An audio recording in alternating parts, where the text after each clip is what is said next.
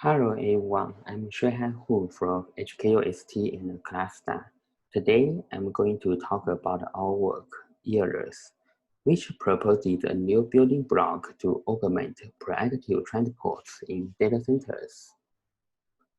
In recent years, as you may know, the link speed of production data center networks grow very fast, from 1G to 10G to 100G, with 200G on the horizons. Given this trend, congestion control in data center networks have become more challenging, with link speed increased by 10 to 100 times. Today's data center networks have much higher bandwidth delay product and more bottlenecks, and flows now finish in much fewer RTTs, leaving the transport very little time to react to congestion. Today's congestion control are mainly achieved using reactive protocols. Reactive algorithms, such as TCP and DCTCP, react only after congestion already happens. Reactive solutions have long-standing problems, including switch queue buildups, severe loss under Incast, and very slow convergence speed. With higher link speed, all these problems now become worse. Proactive congestion control solutions, or PCC, have drawn greater attention in recent years. Compared with reactive solutions, proactive solutions have several advantages, including near-zero queuing, zero packet loss, and faster convergence. While being promising, all existing PC solutions require one HRTT to prepare the data transmission. In high-speed networks, we find that the cost of delaying all flows by one HRTT can be very expensive. Regarding handling the one HRTT, existing PC solutions mainly fall into categories. One line of work, such as FastPass and ExpressPass, choose to pay the cost of one RTTH delay. As a result, all flows are unnecessarily delayed by one RTT, and the spare bandwidth is wasted. The second line of work, such as NDP and Homer, let new flows blindly send unscheduled traffic in the first RTT. While this approach removes the one RTTH delay, it causes severe queue buildups and loss of scheduled packets. As a result, good properties of PTC is violated. Motivated by this observation, we ask such a question. Can we eliminate the one RTTH delay while preserving all the good properties of PTC? Our answer to this question is Aeolus. This is a design overview of Aeolus. As we can see, Aeolus mainly contains three components: rate control, selective dropping, and loss recovery. The core of Aeolus is the selective dropping mechanism. This mechanism differentiates unscheduled and scheduled packets with different tags at the end hosts, and then performs selective dropping at the switches to protect scheduled packets over unscheduled packets. With this mechanism, Aeolus allows PTC solutions to utilize spare bandwidth with line rate start in the first RTT, and in the meanwhile preserve all the good properties of PTC. Besides, this scheme is readily deployable with commodity hardware. As we have covered the detailed design of Aeolus in our previous 20-minute presentation video, I will not repeat the design details here. In the next, I would like to answer several questions raised in the reviews. The first question is about whether there are any corner cases that Aeolus cannot achieve optimal performance. Actually, the selective dropping mechanism did have some design trade-off. In the next, I will illustrate it using a simple example. Assuming the queue occupancy reaches the dropping threshold, we have two senders building unscheduled packets concurrently. In a network, due to selective dropping, only a part of unscheduled packets can get passed. As a result, at least one more RTT is needed to complete these two flows.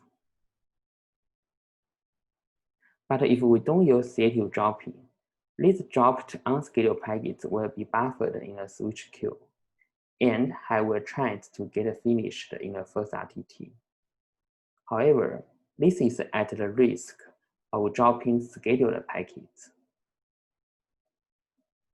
This is because if there are also senders transmitting scheduled packets concurrently, these scheduled packets will get dropped due to buffer overflow. This then violates the good properties of PGC and results in very bad tail latency. So the design trade-off of selective dropping is as follows. In order to preserve all the good properties of PGC and guaranteeing good tail latency for every flow, Aeolus utilizes first RTT spare bandwidth only in a best effort manner. The second question is about whether aggressively dropping unscheduled packets in the first RTT would negatively affect the bandwidth utilization of PGC schemes. To answer this question, we conduct simulations with a two-tier bandwidth topology as shown in the figure. Flows are generated according to two realistic workloads, web search and data mining. For each scheme, we measured the achieved good put of increasing network loads.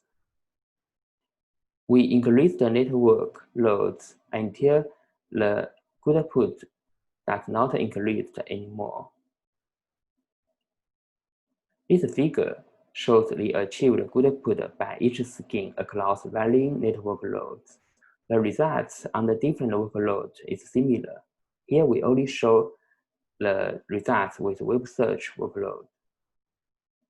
As we can see, compared with NDP, Aeolus improves the maximum good put by about 2%. This is because NDP needs to reserve some bandwidth headroom for transmitting trained packet headers. In contrast, Aeolus only requires 34 bytes per flow for transmitting the probe packet. Compared with ExpressPass, Aeolus achieves similar good put over all the measured network loads. Compared with Homer, Aeolus improves the maximum good put by about 4%.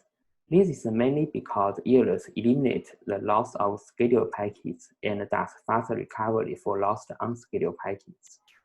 In summary, Aeolus has no negative impact on network utilization of PGC schemes. The third question is about whether Aeolus works well under heavy Incast. To answer this question, we conduct N-to-1 Incast simulations in the same two-tier bandwidth topology. In our simulations, we vary the number of senders from 32 to 256. These two figures show the average and 99th percentile FCT slowdown under swing PGC schemes with and without Aeolus. We mainly have two observations. First, Aeolus achieves similar performance when integrated with ExpressPass and NDP. This confirms that Aeolus has no negative effect on PGC schemes under heavy Incast. The second observation is that Aeolus significantly improves FCT when integrated with Homer. This is mainly because Aeolus can assist Homer to avoid queue buildups and thus eliminate flow timeout. This is the end of my talk, and thank you so much for your attention.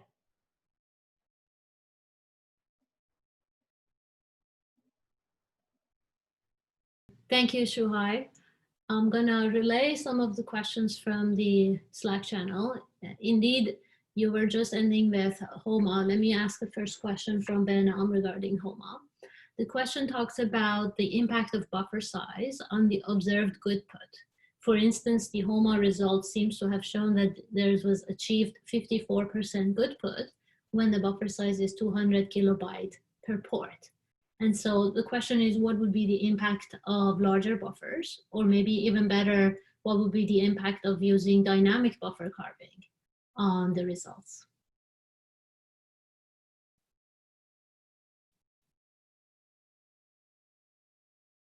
We can't hear you if you're speaking.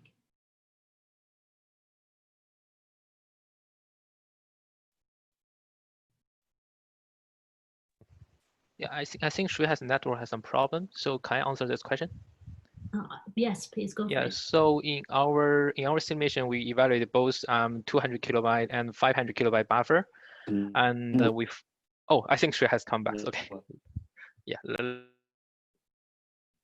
But perhaps the quality is not good enough. Shuha, can you hear us? No, go for it, Ray. Oh, okay. Yeah, I think in our evaluation we did evaluate both 200 kilobytes and 500 kilobytes, and we see the packet loss on both buffer sightings. Yeah, so we think we think increasing buffer size can potentially mitigate the problem, but it's still unclear how much buffer do we really need, because this depends on a lot of factors such as the link speed and traffic patterns. Mm-hmm. So in theory, as long as the incast degree is very high, you will still see packet loss. Mm-hmm. I see. Okay, a second question I want to add is, can you talk about the benefits of changing the RTT? It seems like a lot of the benefits that you folks are getting is from using small RTT around 5 microseconds. What if the RTT grows, and what would be the impact of the growth RTT on the results? Yeah, I think the larger RTT, we have the larger benefit can ELS provide. This is because once you have larger RTT, you can transfer more data in the first RTT.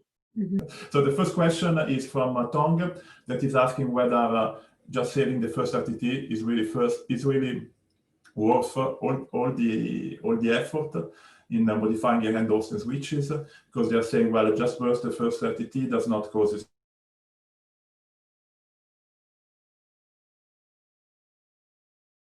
Can you please comment on that? Shuhai, I don't think we can hear you. Yeah, I think the connection is not great. Maybe Wade, do you want to step in?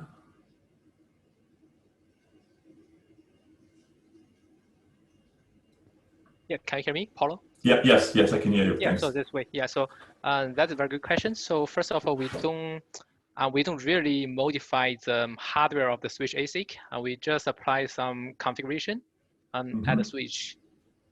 So in terms of first RTT overhead, I think when the network speed is very low, and if the traffic is not so bursty, I acknowledge that the first RTT is unlikely to cause packet loss. But with the increase of the link speed and many data center application very bursty, I think the first RTT can cause a lot of performance penalty.